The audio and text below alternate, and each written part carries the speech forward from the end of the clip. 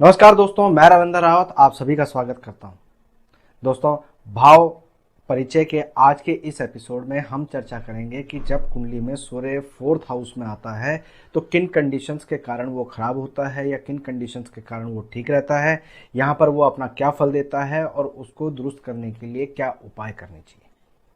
लेकिन दोस्तों, उससे पहले आपको याद दिला दूं, अगर आपने अभी तक हमारे चैनल को सब्सक्राइब नहीं किया है तो प्लीज़ पहले उसे सब्सक्राइब करें और बेल बटन को जरूर दबा दें ताकि हमारे द्वारा जो भी वीडियोज अपलोड होती हैं उसकी नोटिफिकेशन आप तक पहुंच सके। तो दोस्तों, शुरू करते हैं। दोस्तों, सबसे पहले सूर्य की 4th हाउस की प्रिडिक्शन। जब भी कुंडली में सूर्य 4th हाउस में होता है तो यहाँ पर माना गया है कि ये एक आधी रात्रि का सूर्य का जन्म है, यानी किसी भी व्यक्ति का आधी रात को जब जन्म होगा तो उसका सूर्य चौथे घर में पाया जाएगा। दोस्तों, सूर्य जब 4th हाउस में आता है तो यहाँ पर वो चंद्र के प्रभाव में होता है। चौथा घर जो होता है उसका पक्का ग्रह जो होता है वो चंद्रमा होता है और चंद्रमा शीतलता को रिप्रेजेंट करता है। अब आप इसको इस तरह से समझ सकते हैं कि एक तालाब में सूर्य की किरणें पड़ रही हैं तो तालाब का पानी अब तारों से टिमटिमाने की एक आभास देता है। यानी सूर्य चौथे वाले इंसान को हमेशा जीवन में जो नगद रुपए पैसा, क्योंकि चंद्रमा नगद रुपए पैसे को रिप्रेजेंट करता है, तो वो तारे की तरह टिमटिमाता हुआ सा नजर आता है।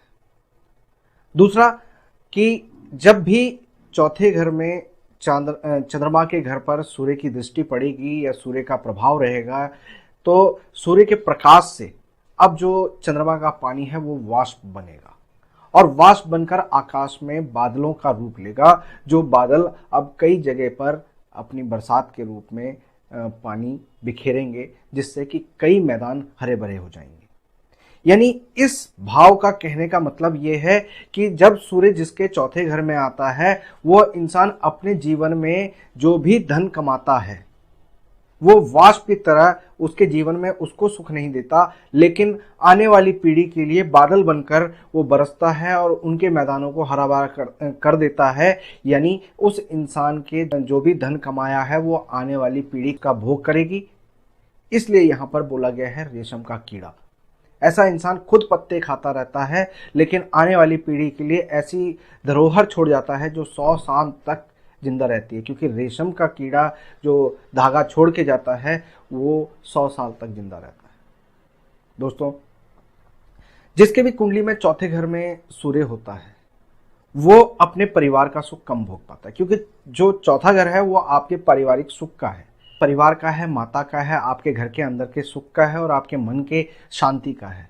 तो इन सारी चीजों पर अब वाष्प बनने के कारण वो कमी आएगी। ऐसा इंसान अपने परिवार के साथ तो जुड़ा रहेगा लेकिन उसको साथ रहकर उनकी सेवा करना या उनके साथ भोग करने का सुख कम ही प्राप्त होता है। इसलिए यहाँ पर कहा जाता है कि जिनकी कुंडली में सूर्य चौथे घर में होता है वो इंसान अपने माता पिता की सेवा बहुत करना चाहता है, उसके मन में बहुत इच्छाएं होती हैं लेकिन वो उसे मौके कम ही मिल पाते हैं, कारण कुछ भी हो सकते हैं।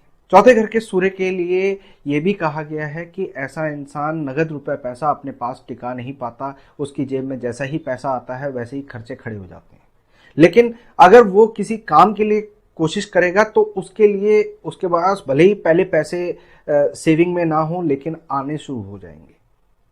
तो यहाँ पर चौथे घर के सूर्य के लिए यही कहा गया है कि जीवन में वो अपने सुख के बारे में कम सोचकर आप अपने परिवार की चीज़ों को उसके लिए आप एफर्ट्स करते हैं तो आपको रिजल्ट्स अच्छे मिलते हैं। चौथे घर के सूर्य वाले लोग अक्सर ऐसे होते हैं कि जब वो किसी चीज़ पर खर्चा करते हैं तो बिल्कुल आदत से वो कुछ ज़्यादा खर्चा कर देते हैं। अगर उनसे एक छोटी सी चीज़ मंगाई जाएगी तो वो कुछ ज़्यादा ले आएंगे, कोशिश करेंगे कि वो ज़्यादा से ज़्यादा आपको दे दें, सामने वाले को खुश कर दें, लेकिन जो उसका रिवर्ट मिलना चाहिए वो ऐसे इंसान को कम ही मिल पाता है। दोस्तों, ऐसा इंसान अपने भाई बंधुओं से दूर रहता है, उसको कोई ना कोई कारण बन जाता है कि उसको अपने परिवार से दूर रहना पड़ता है और जब वो परिवार से दूर रहता है तो उसकी तरक्की भी बनती है। ऐसे इंसान को जिसकी कुंडली में सूर्य चौथे घर में हो और शनि 7वें घर में हो तो उनको अपने शरीर के अंदर की जो क्षमताएं हैं, खासकर संतान पैदा करने वाली क्षमता है, उसमें कमी महसूस होती है। ये इसका एक नेगेटिव पॉइंट है। नेगेटिव पॉइंट में ये भी आता है कि अगर कुंडली में सूर्य चौथे घर में हो और इसी समय पर शुक्र सातवें घर में हो, चंद्रमा पहले घर में हो, तो ऐसा इंसान अपने अंदर हिम्मत को जुटा नहीं पाता और डर और भय का उसकी स्थिति हमेशा बनी रहती है। किसी भी चीज़ को एक स्ट्रांगनेस के साथ वो फेस नहीं कर पाता, बुज़दिल तरह का इंसान बनना शुरू हो जाता है। अगर कुंडली में सूर्य चौथे घर में हो और बृहस्पति इसी समय पर पहले घर में हो, तो ऐसा इंसान अगर किसी भी तरीके से सूर्य को खराब कर देता है, अपनी माता पिता के साथ दुर्व्यवहार करता है, अपने घर के अंदर किसी भी तरीके से नेगेटिव चीज़ें करता है, जो सूर्य की चीज़ें नेगेटिव होती हैं, तो उसमें उसके घर के अंदर अग्निकांड जैसे घटनाएं शुरू हो जाती हैं, चाहे वो शॉर्ट सर्किट से हो, चाहे और किसी कारण से हो। तो यहाँ पर सूर्य 4th हाउस में और बृहस्पति 1st हाउस में इस चीज़ का खास तौर पर ध्यान रखना चाहिए। अगर कुंडली में सूर्य 4th हाउस में हो और बुध ऐसे में 10वें घर में हो और इसी समय पर चंद्रमा बुध के घरों में यानी 3 या 6 के घर में वो होता है, तो संतान और शादी में दोनों में ही उसको काफ़ी परेशानियां आती हैं, या तो होती नहीं है और किसी तरह से हो जाए तो वो गड़बड़ी के माहौल बने रहते हैं। कुंडली में सूर्य चौथे घर में हो और बृहस्पति 10वें घर में हो, तो ऐसे में शनि या बुध बृहस्पति के घरों में यानी 2, 5, 9 और 12 इनमें होता है, तो भी शादी और संतान के लिए ये बाधक बन जाता है, प्रॉब्लम क्रिएट करता है। तो यहाँ पर आपको ध्यान रखने की जरूरत है, उपायों की जरूरत पड़ती है। सूर्य चौथे घर में हो और शुक्र या शनि 10वें घर में हो, तो ऐसे इंसान के साथ अचानक मौत जैसी घटनाएं उसके जीवन में होती रहती हैं, मृत्यु तुल्य घटनाएं उसके जीवन में होती रहती हैं। तो सूर्य को यहाँ पर दुरुस्त करने की आवश्यकता होती है। दोस्तों, कुंडली में सूर्य चौथे घर में हो और शनि 7वें घर में हो, तो ऐसे में आँखों का भी बहुत ख्याल रखना पड़ता है। ऐसे में इंसान को या तो रात के समय पर पूर्ण रूप से दिखाई नहीं देता, उसे रतांधी कुंडली भी कहते हैं। ऐसा इंसान अक्सर अपनी अकल को भी पूर्ण रूप से प्रयोग नहीं कर पाता। सूर्य ढलने के बाद उसकी जो अक्ल होती है पूर्ण रूप से काम नहीं कर पाती, या वो जो एक्टिवेशन होनी चाहिए वहाँ पर कमजोरी आ जाती है और उसको दृष्टि में भी प्रॉब्लम आती है। तो ऐसे में अब इस सूर्य को दुरुस्त कैसे किया जाए?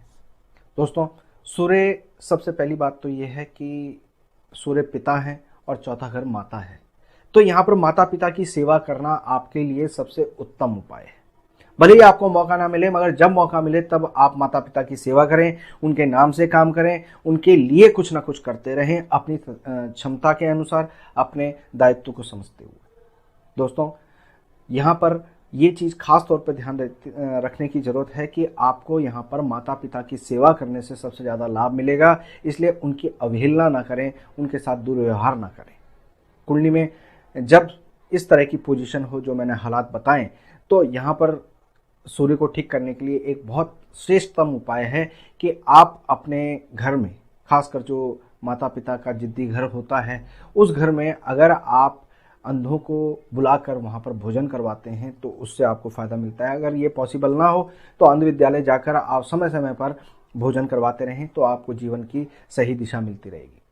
यहाँ पर एक उपाय जो अक्सर बहुत काम आता है वो ये है कि आपकी बुआ का कोई बेटा, यानी जो आपका कज़न बना, उसकी आप किसी भी तरीके से मदद करते हैं, चाहे वो आर्थिक रूप से, पारिवारिक रूप से, या उसके साथ संबंधों को अच्छा रखते हैं, मेंटेन करके रखते हैं, तो इससे आपको बहुत फ़ायदा मिलता है। अगर आपको शादी में गड़बड़ आ रही है, संतान में गड़बड़ आ रही है, तो आप एक चांदी के बर्तन में शहद भरकर आप अपने घर की नींव में दबा सकते हैं। अगर नींव में नहीं दबा सकते हैं तो आप अपने फर्श में उसको रख सकते हैं, उसको मिट्टी से दबा सकते हैं। तो ये उपाय करने के बाद आपके सूर्य के 4th हाउस के जो नेगेटिव इफेक्ट हैं वो आपको दूर होंगे, क्योंकि अगर ये सूर्य आपके पॉजिटिव आ जाते हैं तो ऐसा इंसान आविष्कारिक बन जाता है। वो अपने जीवन में कुछ अपने परिवार से अलग हटकर काम करता है और अपने जीवन में अपने आने वाली पीढ़ी के लिए एक सबक बन के रह जाता है। वो लोगों को एक आइडियल बन जाता है। उम्मीद करता हूँ इन बातों को आप फॉलो करेंगे और सूर्य की अपनी नेगेटिविटी को दुरुस्त करेंगे। किसी भी तरह का कोई सवाल हो, कोई डाउट हो इस टॉपिक से संबंधित, तो आप हमें कमेंट बॉक्स में जरूर लिख सकते हैं। लाइक और शेयर करना बिल्कुल ना भूलें। फिलहाल मैं अपनी वाणी को विराम देता हूं। नमस्कार।